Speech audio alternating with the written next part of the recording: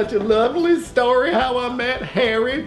I just finished high school, you know, and I got my first job working in the little ice cream parlor there in Peterville. It was called Nona's House of Flavors, and they sent me to the back and had me churning cream. For some reason they thought I'd be good at that job. Well, I came out front and there was this man who walked in, and I'm gonna tell you, when I saw him, I think it was love at first sight. He had the most beautiful shiny tooth I'd ever seen in my life. Yes, he did. Well, I introduced myself to him and he asked me out right away. And I said, well, my place or yours? So we went to mine. The first night I spent with my future husband, Harry Scrotum, was something else. I don't think he'd ever had anything like a Mildred Scrotum before. No, I don't.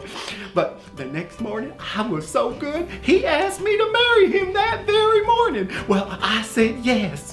And then I untied him and took the handcuffs off, and we went straight to the justice of the peace and got married. We just had 6 months of bliss. You know, it's like the honeymoon every night. It really is.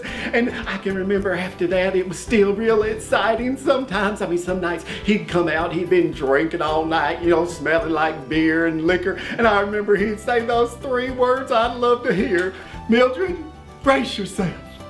Those were the wonderful nights. They certainly were. But pretty soon, and I guess it was my own fault because I was such a wonderful chef, he just started eating like there was no tomorrow. And before I knew it, all Harry Scrotum wanted to do was eat all the time. And he got to where he's over 400 pounds. So I have to tell you, that wasn't easy keeping that going. No, it wasn't.